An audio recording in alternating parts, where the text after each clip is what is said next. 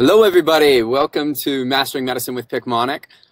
We are live here today from Phoenix, Arizona. It's toasty, like 115 degrees out. That's why I think there's like you in this room right now, making me look a little like a Smurf. But joined today by Dr. Taylor Brana. How you doing, Taylor? I'm doing amazing. How are you doing? Excellent, man. It's a true pleasure to have you on our webinar and series today. Where are you calling in from?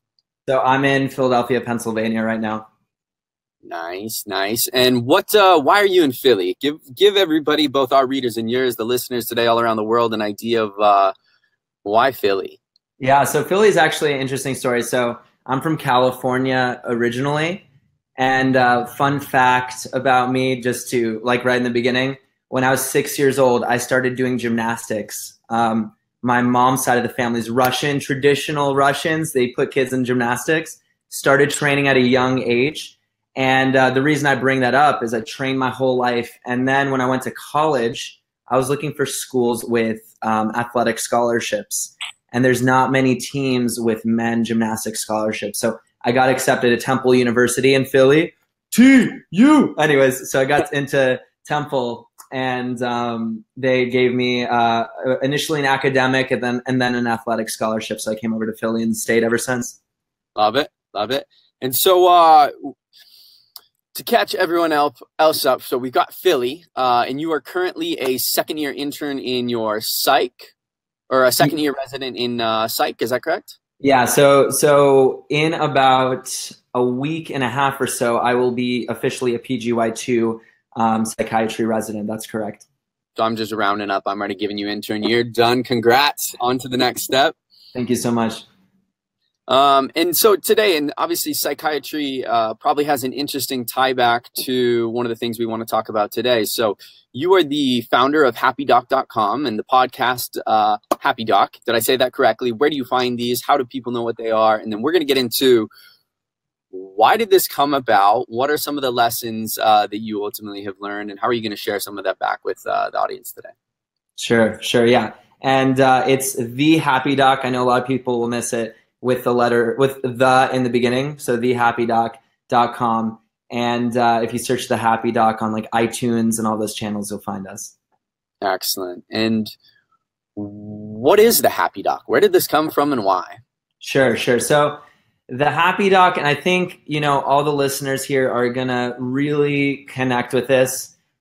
Basically, when I was finishing up college, probably the best shape of my life, really good physically, mentally, emotionally.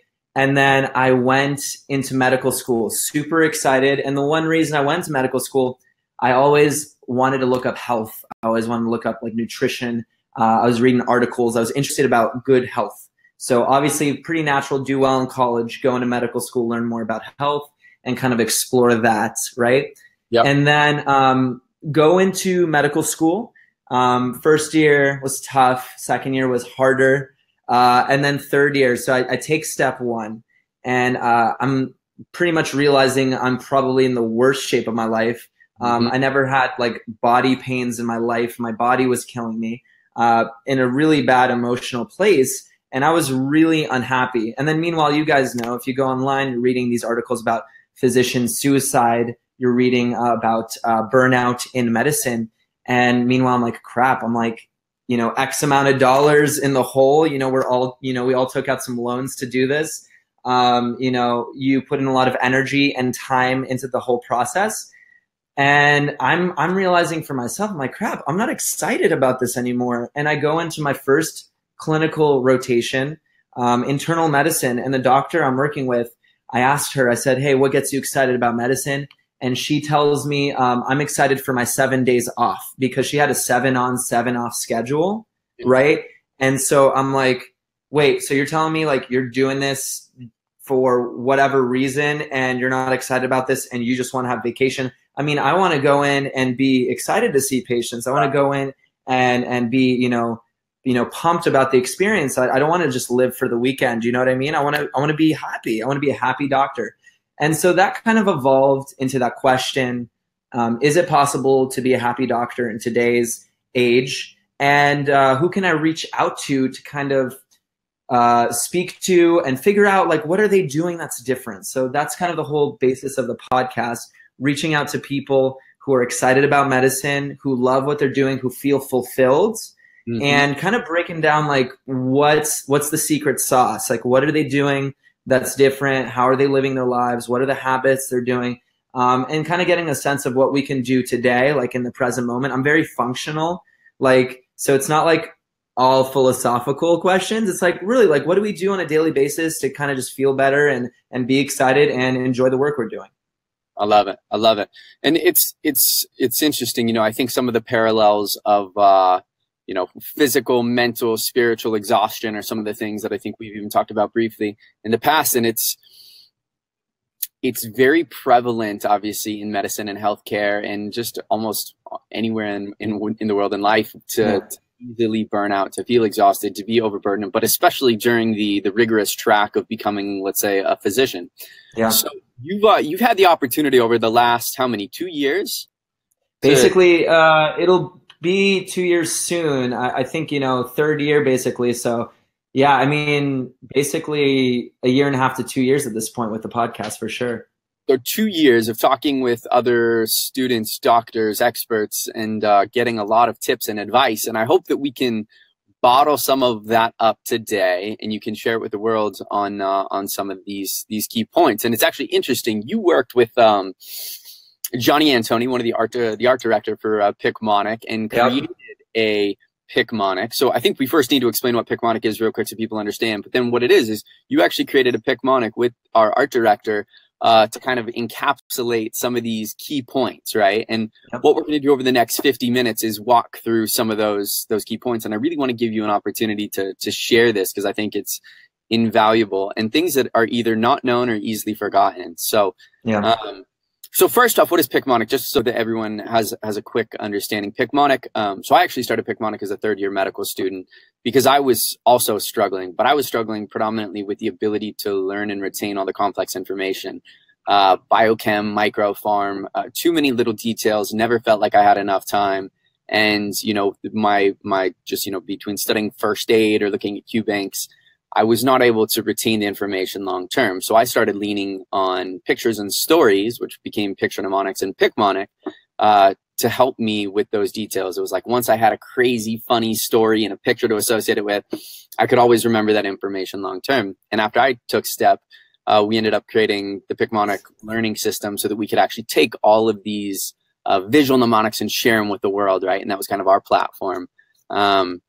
And there's also this generator, which enables other people to create. So you worked with Johnny to create a Picmonic, which we're going to show now, that actually has some of the key points from maybe your lessons learned. Or how would you even describe, what are the 9 key points? How do you wrap this up?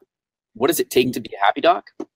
Yeah. So actually, before we go to that, I want to first off thank Picmonic for you guys welcoming me onto this. I have to say, like, you guys helped me get through my step exams, and I'm not like embellishing this. I actually read a book. I'm currently reading this book. It's called Working Under Pressure. I believe that's the title. Okay. And there's research to show that when you're under pressure, aka boards, crazy amounts of pressure, memorizing facts and like remembering rote information is really tough. But having an image, there's some like tweak or almost like hack in that. When it's an image, your system is able to recall it much easier. So Picmonic literally is a tool that will let you under pressure remember information, and it definitely worked for me. There's stuff I still remember that like they're like, Taylor, how do you know that fact? And it's actually from a Picmonic card.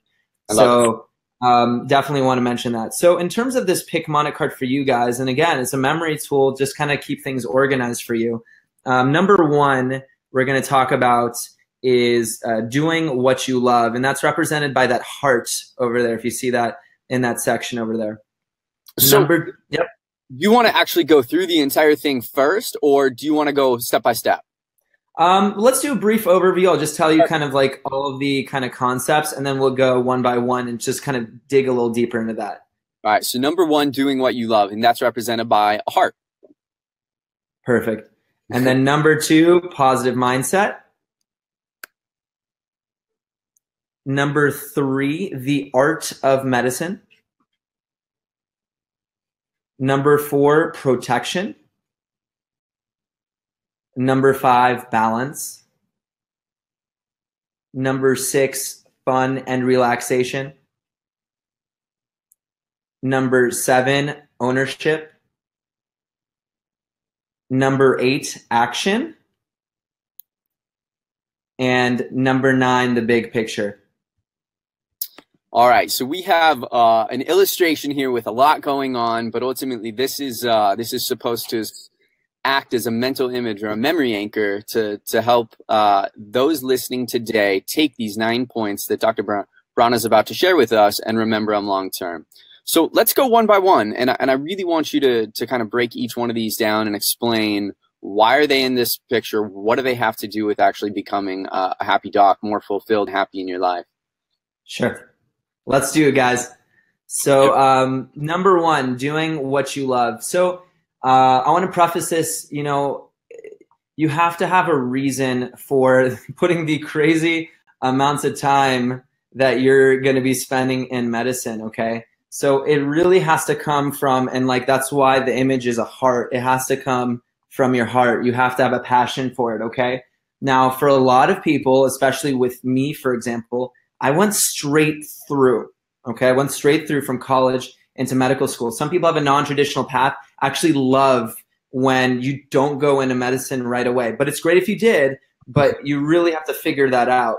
And the reason I mention all this is when I was starting to like think about, this presentation, everything, it was kind of like serendipitous. A 21-year-old girl comes up to me. She's asking me for some advice. And she said, she's like, Taylor, like, I don't know what to do with my path. I'm finishing up college. I'm trying to figure out what I'm going to do in life. Okay. And she was asking like, what should I do? And I'm like, look, like, I don't know. Okay. Right. I have no idea what it is that your passion is, what you're excited about. The biggest thing for people who don't know what they're about to go into, the biggest thing for them is you have to taste lots of stuff. Okay. You have to go out and you have to try lots of things. Number 1, if you don't know, go explore your interests, go shadow a bunch of doctors in different fields, go talk to PA students and PA, fully fledged PAs, go see other fields, business, computer science. You want to make an informed decision and you want to know that you're doing it for the right reasons. You want to see, like, you want to go into it with a sense of like excitement, right? So you can't know what you love if you haven't tried lots of things. Are you going into it for the money? If you're doing that, trust me, there are better ways to make money than going into medicine. Are you doing this because your mom or your dad, your significant other, your grandma, your grandfather told you to do this? Well, you're going to live with a sense of resentment. Are you doing it for fame, reputation, or status? It's not all it's cracked up to be, okay? Right. You have to do medicine and choose your focus after you've put in the honest effort to see lots of things and people living that life. Call people, get in front of their faces, spend time with them, understand their lifestyle, go into private work, go into the public work, go into rural medicine, look at entrepreneurship, tech, journalism, whatever it is, figure out what you actually love, try it out, and then you're making that true informed decision that you can be excited about. Now, a lot of people listening to this might already be in medical school, right? So, or they if they're a little bit further along, they're in residency.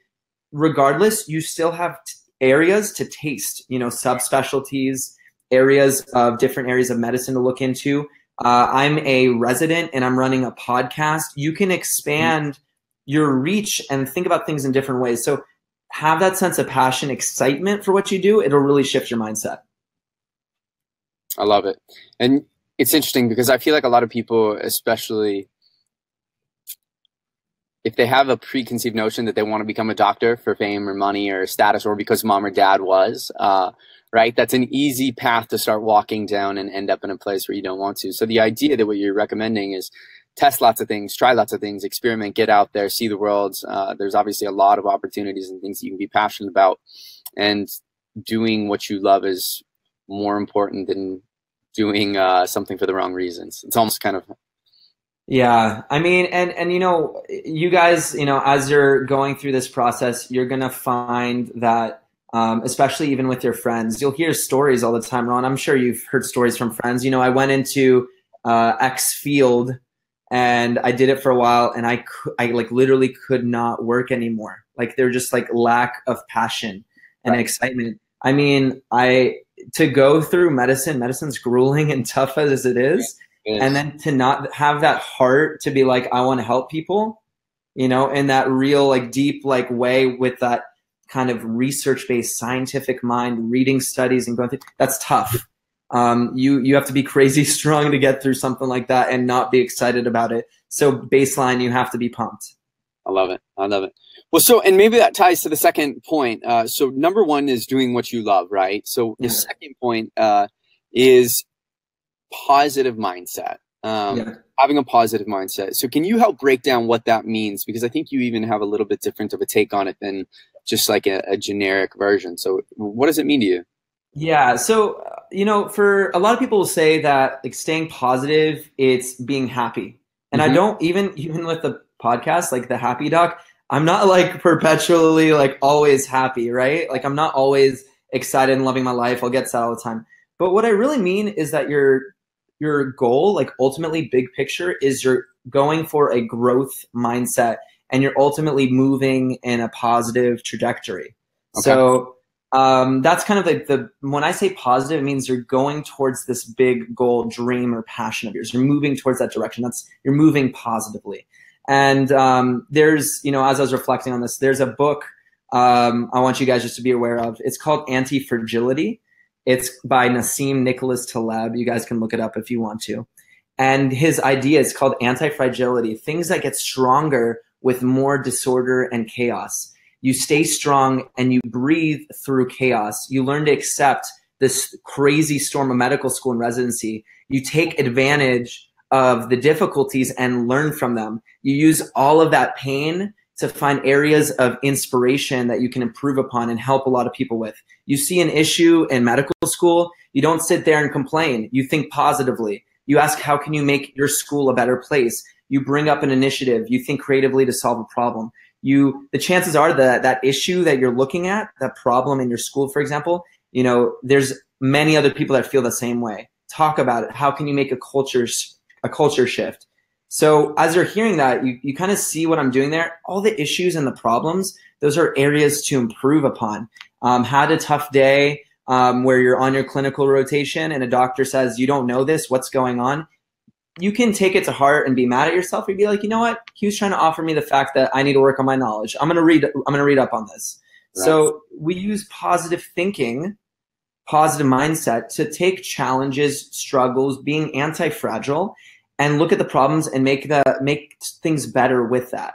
So the belief that you can actually change something makes things better for yourself and those who will see that you're like, wait, what's going on? Like he was kind of in a tough spot there and he took that really well. Like what is that? So being positive is a really amazing tool, and highly like suggest that you might want to look at things, not take things to heart so much, but Right. ultimately grow and have that growth mindset. Another additional part to that is deep forgiveness. I think this is an area with being positive that people might not get right away. You have to forgive yourself for not knowing everything. You have to forgive yourself for being in tough times and not knowing exactly what's going on. In med school, you're going into this crazy place where in college you did really well. You got A's. Obviously, you got into med school, right? So you were shining. You're doing great.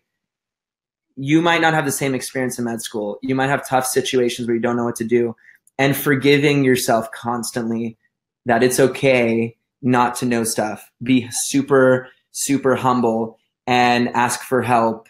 You know, ask a stupid question if you don't know what's going on. The worst thing is to act like you know something and you really don't, and later it could really bite you. So just be humble, because the mindset is forgive yourself and grow. Grab that opportunity to ask that question, and it'll really help you. And when you ask questions, especially like in lecture or something, that's an opportunity for everyone around to learn, because if you have the question, a lot of people do as well. And so it's never a dumb question. Yeah. Dropping the ego is sometimes hard to do because everyone thinks that they're going to be the smartest when they get to med school and you're surrounded by brilliant people. So, yeah. But ultimately, the path is challenging, right? And it's like a roller coaster. There's going to be highs, but there will be lows, no matter who you are, what program you're in, be it for the actual, practice of healthcare or even just in personal life. But keeping a positive mindset is, it obviously is very important and sometimes hard to do. But the concept of anti-fragility, that's interesting. I haven't heard of that book, but definitely one that I want to add to the list. So what is the third thing? So we've got doing what you love, keeping a positive mindset. What is the next part of the Happy Doc 9 Success Trios? Yeah. So the art of medicine is, when we get to that, it's just suggestive of the creativity you have in medicine. And something that our team has really found in a lot of our podcasts and the guests we interview, for example, is people feel like medicine has become this crazy thing where everything is very regimented. You have a specific set of rules for everything, obviously research-based, and you feel kind of like a cog in the machine. So the art of medicine for a lot of people is recapturing those moments of creativity and having a sense of your personal personality, really injecting yourself to have some enjoyment, some fun in your day. You do not need to feel like a robot in medicine. It's finding creative ways to make the patient experience better while you're at work. It's finding creative ways to study and spend times with your friends while you're in medical school. The art is a part of being yourself in the tasks that you're doing. You can use the art of medicine in understanding the unique context of the situation you're in. Okay. So, for example, when you're treating hypertension, it's not the same for every person. You have to understand their context. So there's a little bit, I wouldn't necessarily say creativity in that sense. I just say that the context is very important, and you can use your mind to understand the creative context and what you need to do in that situation. Even Picmonic, for example, that was using the art of medicine. You guys kind of literally, right? But you guys took medicine and you're creative and you made a tool that injected some personality, injected some fun, and you're able to be yourself in this crazy world of medicine. So you can still be yourself, be creative, be artistic in this world, and you don't have to lose yourself in the process. I absolutely agree. And it's not as black and white as it may always seem. Obviously, we need to be evidence-based in making decisions and treating and providing care and the research that we do, but there is still an aspect of personality and creativity and human nature to it all that sometimes can get lost or washed away or diluted because it's obviously challenging and exhausting sometimes. So let's talk. I think that might tie to the next point well, but so the fourth point, and I'm going to bring back up this Picmonic, is what? So we've got doing what you love, keeping a positive mindset, the art of medicine. What's the fourth point? The fourth point is protection. And I bring this up because we have to be really cognizant of protecting yourself in this process. And I would say being proactive in that approach. So staying protected, like medical school is really hard and residency is harder. Being an attending can be even more difficult, right? So this process doesn't always get easier in many ways. And so what allows people to get through all that is building networks of defense. So here's a thought experiment. Predict the worst case scenario of your training. So right now, if you guys are taking notes as you're listening, actually I would love if everyone was taking notes. What is the worst thing that can happen in what you're working in right now? What plans do you have in place to protect yourself when things don't work out? Who do you call? What do you do when you're exhausted? What protective factors and things can you build in your life to help you feel better? Think about building protection as a safety net. Connect with your family, friends, spiritual community, school therapist. Have a defense strategy before issues arise. Right. Take some time to list out those possibilities and have your emergency plan in place. And if you need any ideas, obviously ask us in the Q&A. And I bring this up because like it's inevitable. You are going to be stressed. You are going to break down. Every single person is going to, like, it's inevitable. It's gonna happen. Yeah. So what are you gonna do? Like, who are you gonna talk to? Do you have, like, are you aware there's a school therapist? Are you aware that, you know, you can reach out to certain friends? Like, even talk to your friends about, like, guys, like, this is gonna be tough. Like, can I reach out to you? You know, like simple, like, conversations like that, like, prep people's minds. Like, I might break down. I might have a hard time. Like, can I reach out to you? Like, will you be there for me? And 99 times out of 100, it's going to be a yes. But knowing you have the network, and I think if you look, you know, knowing that you have that protection, even I think in the picture, there's like a network of people in that image. Like, knowing you have people behind you shields you, protects you, and you feel a little bit more confident you'll be able to get through this process. Absolutely. And it's an interesting point, because I think it comes back to, I don't know, maybe a lot of us are hesitant or shy or stray away from the idea of needing others, especially in times of weakness. But especially having a plan and an emergency plan that, you know, if things go bad, if hard times come, and they will, you know, who can I lean on? So having that protective network, it definitely is really important. But, you know, maybe something not to do when it's necessary, to think about in advance and work towards having a plan of action. So I like that. How about the next point? So after yes. Well, explain this next part of the picture. Yeah, for sure, for sure. So we move on from protection to balance, and balance is, it's an interesting concept, especially in medicine, because I feel like it can get really chaotic. But basically, every human has basic inputs and outputs that let them function, and the quality and regularity of those inputs and outputs are especially necessary for a healthy person. So balance, simple things, like I'm talking about inputs and outputs. What are you talking about, Taylor? I mean, just basically like food, water, exercise, studying, fun, rest, you know, working and playing and eating and drinking. Like, I hate to say it like this, but in your clinical rotation, you got to pee, you got to poop, you got to eat, you got to drink, you got to sleep. And unfortunately, I think a lot of clinical rotations make it super hard for students. And I know anyone listening to this, like, if you're a student, if you're a resident, you know what I'm talking about, where you feel like you can't do those things. That's a fight that we always have to have. And we have to really fight to make sure that we're taking care of ourselves. You know, things like, in this instance, meal prepping, really planning out your week about like, how are you going to make sure you get the right food, the right nutrition, making sure to make time for sleep, making sure that you schedule in some time to hang out with friends, exercising. That's super important. I mean, luckily in medicine, your shifts are pretty scheduled, so then you can plan around that, make sure you get that balance. Pretty general, but very important. So tying to balance, it brings up the next point, which, you know, I definitely struggle with in med school, was actually taking the time to go have fun, get that relaxation. So tell me about your version of fun and relaxation in this Picmonic. For sure, for sure. So fun and relaxation is basically like in college, or if you had a different job before, a lot of times you have a lot more fun than work.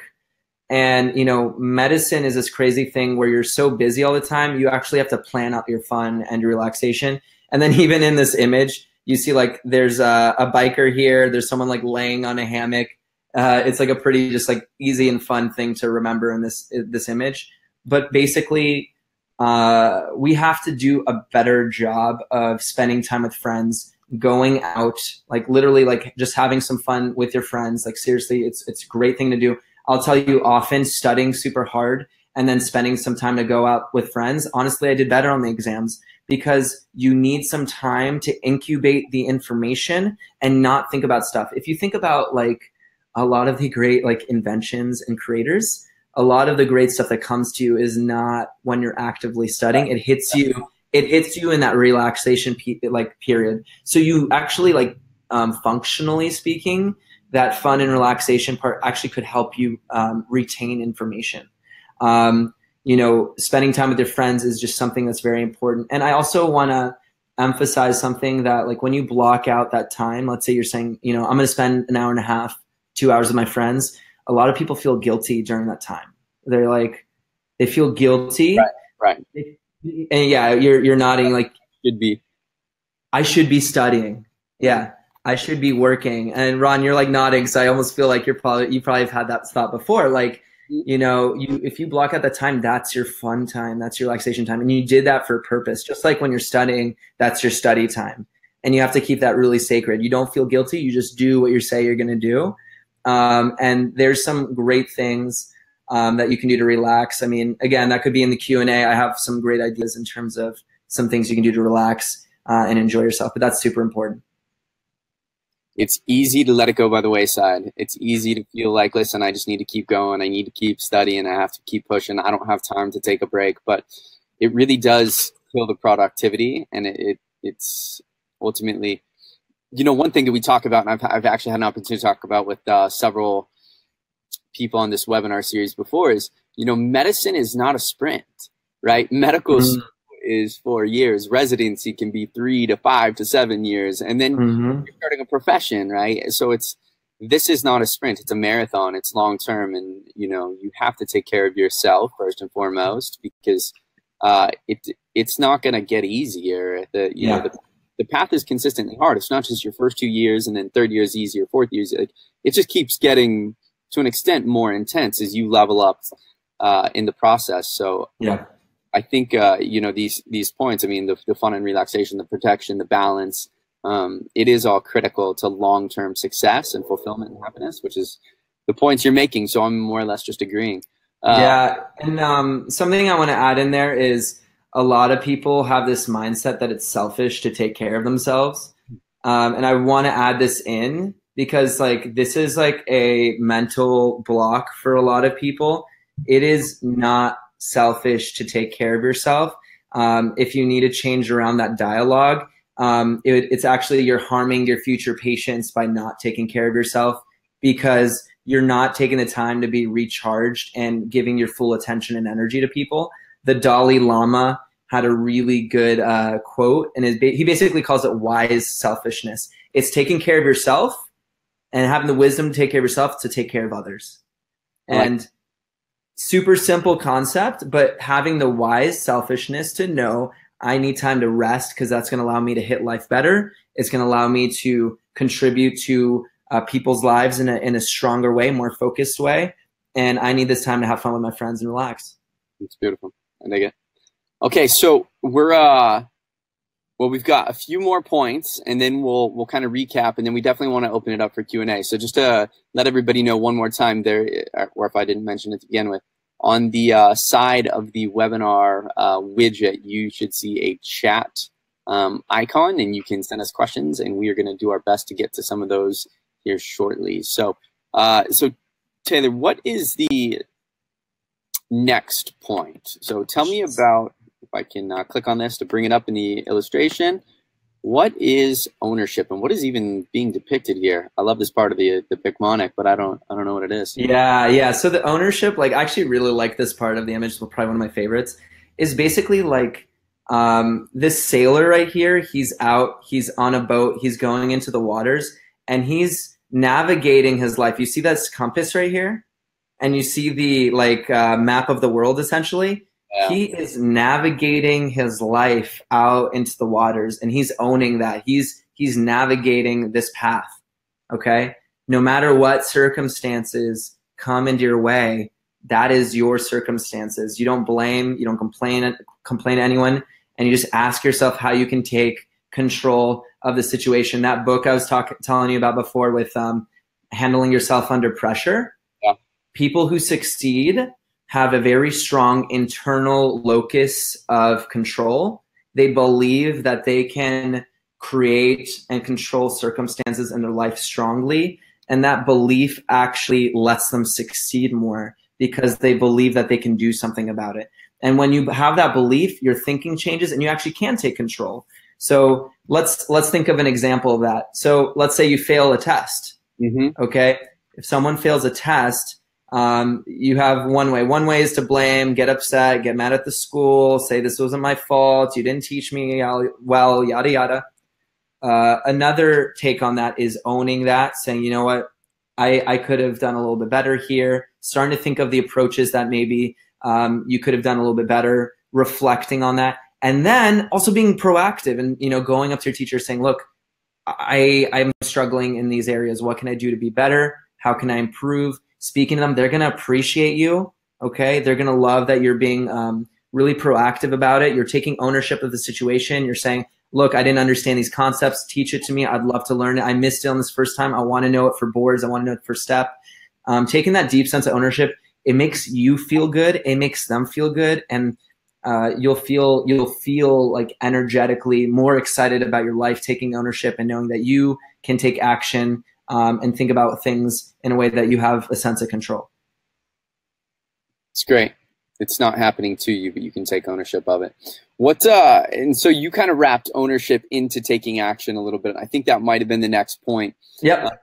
But there's also, even when we were talking previously, there was parts of action, and I think almost the specificity with a word that you had used about getting ready for studying and game time and what that looks like for you, and kind of I'll see if you bring it back up, and if you don't, I'll call it out. But sure. Tell me about what it means in your eyes to take action beyond what we already what you just spoke about with ownership.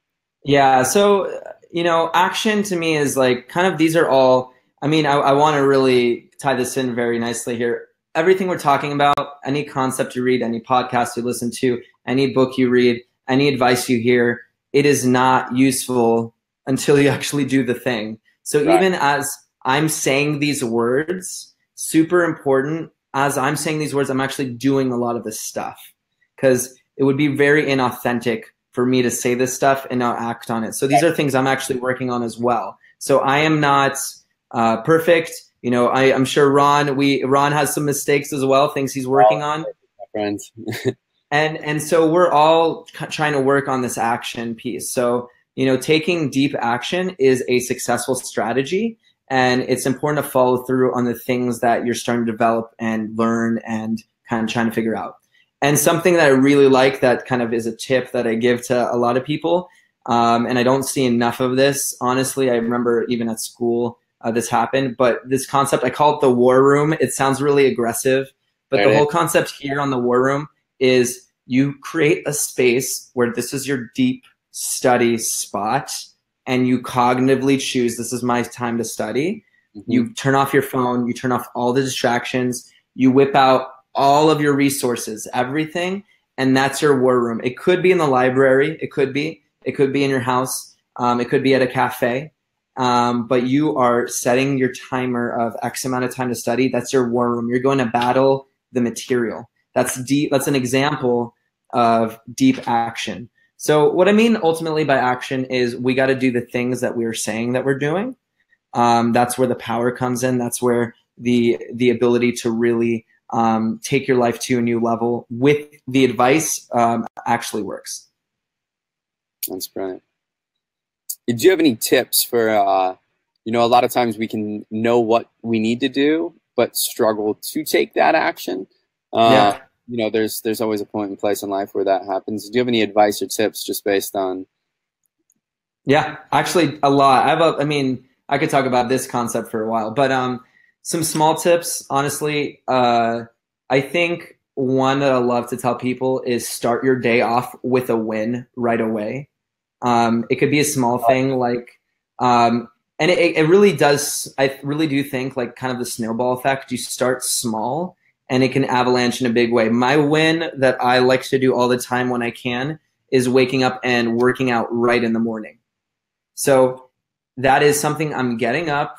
I've decided I want to exercise. I go train. I do something like a run or lifting or what have you. And my day has now started with a win. And then that action I took actually lets me take more action later. And yep. It's kind of like, for example, and I know you've had this situation too, when your day starts off with something bad happening and it really takes the wind out of your sails, so to speak, even like in that image we had with the guy navigating out into waters, like taking that wind out of your metaphorical sails. So if you can start to have those wins early on, that you start to make moves. And like in this picture, it's like an iPhone or like an iPod kind of situation with the play button, you're taking action in your life. Having those wins early on, I would say is a nice tip. And then that kind of rolls over to the rest of your day. I love it. So to wrap this up, last point, kind of summarizing, well, before we summarize, last point here, the big picture. How do you put this all in perspective for what's really important here? You know, it's for this point, I actually think it's really funny because recently in my residency, I'm going to be a little bit vulnerable with you guys for a second. I had an issue that happened where I basically got called out by a supervisor, and it was really hard. Okay.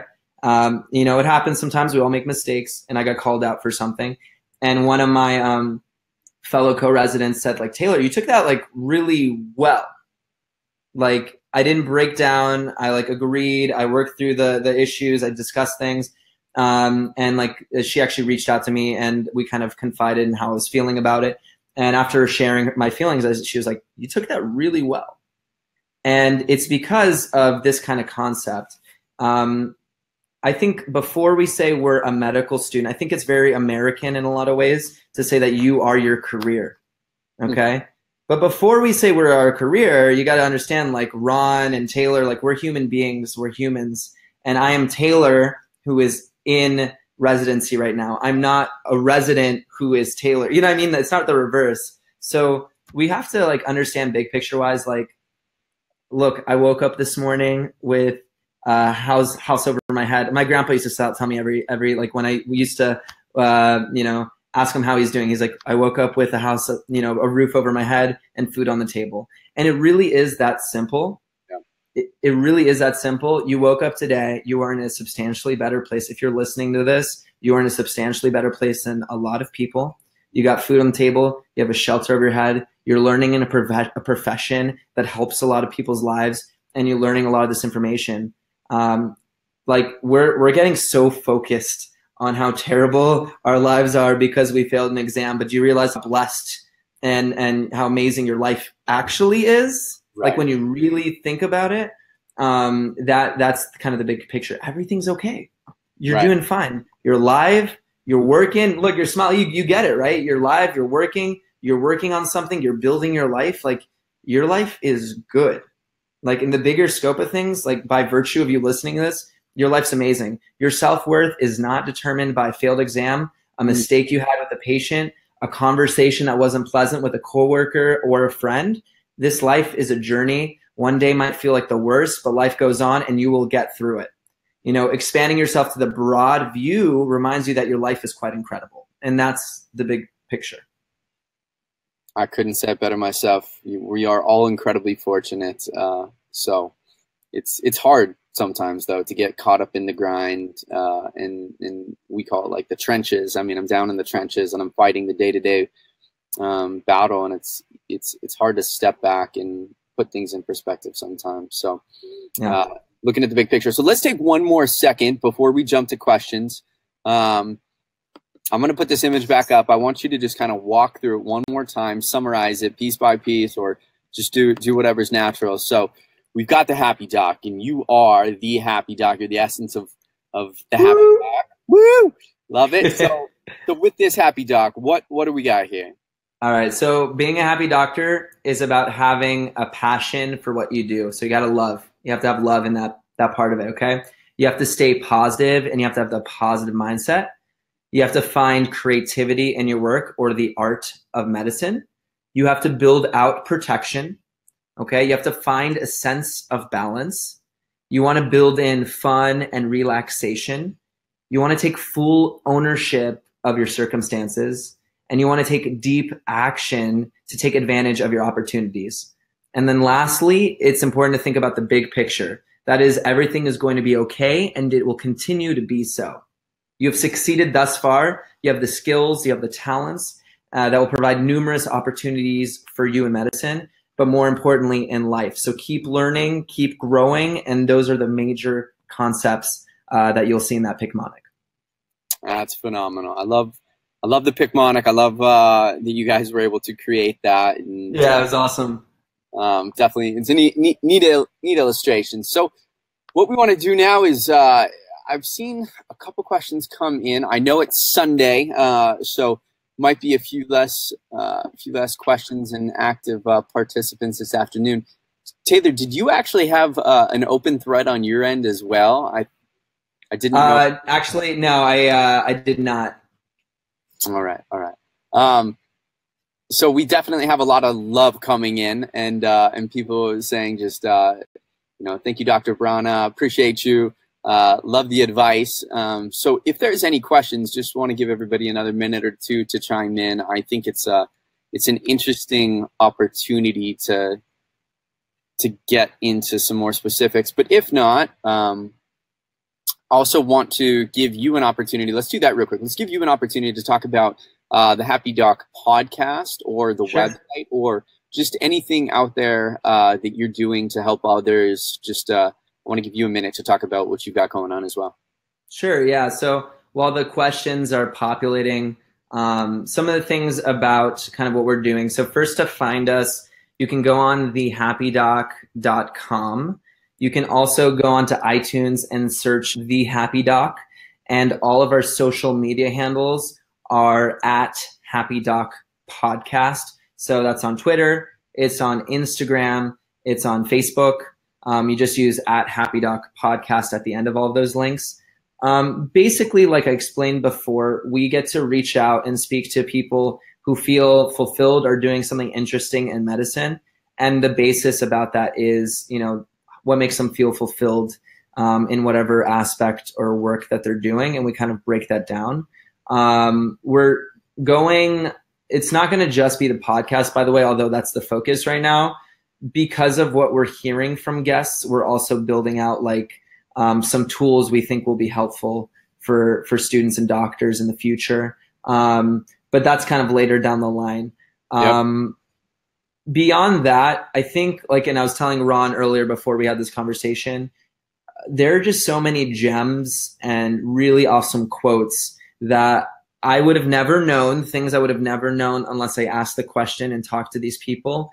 And so I really think that it is valuable information for people to listen to other voices, like literal voices on a podcast. You don't waste time. You can listen while you're exercising or while you're driving, and you can learn some gems that, make your day feel a little bit better.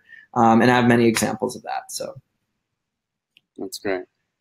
So I want to throw out a question that you're getting asked about. What do you recommend about diet and brain function? Drinking too much coffee can be harmful, or just in general supplements or brain enhancing stuff. And this might not be something that you're able to endorse or talk about. I'll talk about it on a personal level. So disclaimer, this isn't no, I'm being honest. So disclaimer, this is not nutritional information or something that anyone listening to this should take to heart. I think obviously when it comes to this, you should actually see a dietitian. I think that nutrition can be very personalized, and people have different things that are going to provide them more energy than others. So you kind of have to, take what I say with a grain of salt. I am not a coffee drinker.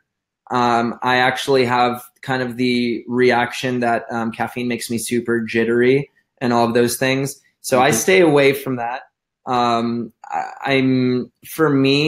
a big fan of waking up in the morning. I know that vegetables are healthy for me. I throw a lot of green stuff and fruits, dark leafy green vegetables. I throw in some fruits in the morning, a little bit of lemon squeeze, a lot of fluid in the morning, and I make myself a smoothie, and that really gets me going. I feel great. I do a lot of energy kind of hacks, so to speak, by the way. This is just, fun thing about me. I take cold showers, which is super weird for most people. I think it's a great way for me to get some energy in the morning, and that's probably my dose of caffeine, honestly. And if I do it, I notice a difference. That's a personal thing. Yep. The smoothie in the morning is really great for me. I like to, buy a bunch of, because I don't have always the time to make salad, I buy a bunch of bag salads and bring that with me. And then I'll kind of try to stay clean. I think that obviously, as you guys know, loading up on a lot of sugars, and having a lot of caffeine and eating donuts and eating very heavy foods all the time, processed foods, is personally for me has been very taxing, and I feel depleted. So I really don't think you have to make it too complicated. I mean, most people know what clean eating really is, and it's kind of like we talked about before. There's a difference between knowing and action. So I would love for everyone to take some action. Love it. No, let's keep it simple on that. Another question, you know, and I kind of feel like some of this has been covered, but for somebody who's just starting medical school, what would be a couple tips or tricks, pieces of advice, things that you know now that you didn't know then? Yeah. Successful, and it's just kind of a general broad statement. I would say from like the general medical advice, I would say this is a tip that would have helped me sooner, would be I use something called, I mean, there's probably a better way of saying this, but the onion method or layers method. So in college, the way I studied was I learned things really deeply the first go around. In medical school, I didn't do that because there's so much information. There's no way I'm going to remember everything. Right. So I did something called the passes or onions method, where when I'm talking about layers, what I mean is to say that I would look at, let's say there was 30 lectures on a test, which is a crazy amount of lectures. Each lecture was only like 3 questions. So 30 lectures, 3 questions. I had 90 questions on 30 lectures. I didn't have the time to spend to really focus on one lecture, even if I didn't get it. So I spent time studying, getting through all the information, getting first passes, highlighting things I thought were important. Then the next time, second pass, I go a little deeper. I ask some more questions. I'm like, what is this? Third pass, fourth pass. So I try to get through all the information multiple times for it to sink in. And then each time I might have remembered something a little bit more. I generally found if I could get through lectures 3 times, I would be able to pass or do better. And I think you can't waste your time. You have to kind of just get through the information. That's great. So another question, and I'm getting them on multiple devices here, so be distracted. And this is one that ultimately hit home for me, but what do you recommend regarding handling the huge volume of information? And I think you just covered that to an extent, is maybe broad stroke, not super deep on individual, let's say, subjects or categories, up to the point that you have a general conceptual understanding. But ultimately, there's the you know, people would say being in medical school is like drinking from a fire hose of information, right? It's just a lot. More than any other time in life. So what did you do in order to actually retain information long term? Most helpful for me, honestly, besides all those passes, is memory tools. And memory tools include, and you guys should know this, you know, I'm not going to tell you something you haven't heard before. Mnemonics, super helpful. If you're more visual, colors, graphics, photos, pick mnemonic as an example. If I actually, it's funny, a lot of times it was talking about the information on the exam the night before. And it would be something funny that my friend said that I didn't even realize would make me remember it, and it would stick out. So actually talking about the information, people will bring out, once you've studied enough, I would say just like sitting down, just going through lectures and talking about information, especially the tough lectures, people will bring up important points you didn't consider, or you missed it in lecture, that was something you talked about, or you missed it on UWorld or your other question banks that you didn't think was important. They say it's important. They made a differentiation you didn't hear. So teaching, talking, discussing was another thing that, like, oh crap, that's a good point. I didn't think about it like that. So I think looking at information from different perspectives, memory tools, all those things will be very helpful. No, that's great. And I think you already covered this one a little bit too, but overcoming burnout, what's a tip or trick? So from the burnout perspective, you have to first realize if you're starting to get burnt out. Okay. So you have to know the signs, because when you're burnt out, it's too late. So if you've reached that point, you do not have the energy to pull yourself out usually. And it's very hard. So you have to understand the signs and the symptoms, mainly like if you stop feeling empathetic to people, if you start feeling like you can't connect emotionally to people, that's called depersonalization. That's a sign of burnout. Starting to get a really deep sense of anxiety and depression. that'll start to kind of create the burnout symptoms. If you start losing your passion or sense for why you're doing all of this stuff, that's an issue. If you're not smiling, if you can't connect to people, if you can't, if you feel like completely like you're so far behind, which a lot of students do, by the way, like we all feel behind, that's fine. Those are things that, you know, you want to consider, like, how do I take control, ownership of this? And I think the way then we have to tackle it is, as we start to feel that way, we use our protection. Like what we talked about, we talk to our friends, we ask them like, hey, look, I'm behind, what are you doing? Because everyone's feeling the heat. You know, actually, I would say that's another tip too, is knowing mentally everyone's under a lot of stress and we are going to get through this together. Yeah. Talking about your feelings, working through it. If you're that exhausted, you might need, I'm telling you guys, like, people feel guilty sleeping. Yep. People feel guilty having some fun. You need to do those things. A lot of people, like, I don't have time to sleep. I don't have time to rest. I don't have time to have fun. Guys, if you don't build that in long term, it's really going to hurt you. And actually, by doing that, again, you're boosting your energy and you'll be able to, you know, do stuff. Don't feel guilty for taking care of yourself. If you're feeling burnt out, taking that time for yourself ultimately can help you study, feel better, and then you'll be able to retain the information more. I would say one thing on top, you know, burnout is not something that you want to fight through. Yeah. It's not one where you just continue to push and go harder. It really is, you know, at a point in time where you feel that exhaustion, or burnout can manifest for different people in different ways. Yes. And as you're saying, I think there's a lot of indicators, but it's, you know, if you've got people you love in your life, for that protective network, who are saying you need to take a break, you need to get some sleep, you need to relax and rest this weekend, pay attention to that and take advantage and do step back. Because as you said, once you really are to the point of burning out, it's just, it's harder to get back up and move forward a lot of times. So avoiding it, or not avoiding, but building in things in your life that will help you, whether it's the fun and relaxation, the balance, ultimately there's a lot of different ways to try and avoid it. But once it hits, then you do need to step out and not just continue to push through. So yeah. And full disclosure, also, just to add on, like, I saw a therapist in med school. Most schools have a way, someone to reach out to, a counselor, therapy, right, whatever it is. It can really help, because a lot of things happen in your head that it sounds worse in your head than it really is. Right. Yeah. And I mean, yeah. And as you say it out loud, you're like, oh, that was dumb. Why am I so stressed about that? And then, like, yeah, so they're like, yeah, it is. And then, but in your mind, it feels worse. And as you say things out loud, it kind of changes the way you even think about it. So, I mean, be open to asking for help. It's fine. You're trying to be a professional here. You can ask for help. They're asking for your help. You can ask for help. You're humans. Yeah, it's not ironic, and don't need an ego about it.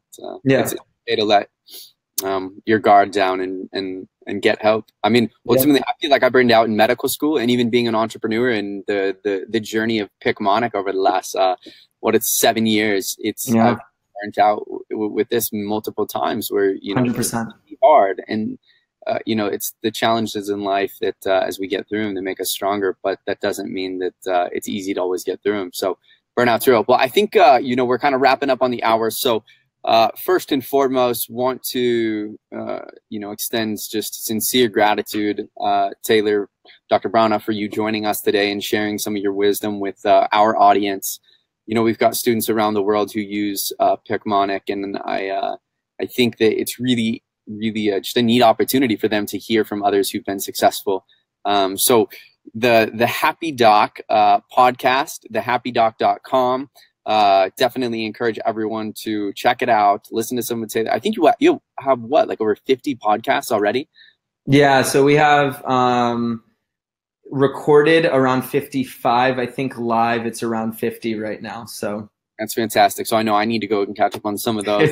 I can learn from this, even being outside of medicine. But go and follow the Happy Doc. Check out some of the podcasts. If you're interested, check out Picmonic for free. Subscribe. Taylor, again, thank you so much for your time. Any last parting words or wisdom before we say our goodbyes? Yeah, guys, please smile. Please use humor in your life. Have some fun. If you're beating yourself up right now, it's really not a great feeling. So take those moments, and I really do moments, just like appreciate your life. That big picture thing, that's actually a lot of it, you know, that's who you are deep down inside. So really appreciate that and smile a little more. You'll get a lot more out of your life. Dr. Brana, great advice. Thank you so much. Look forward to having you on the show again sometime if you choose to, and good luck with everything. Everyone online and joining us today, thank you so much. You guys all have a wonderful weekend, and we will see you again soon.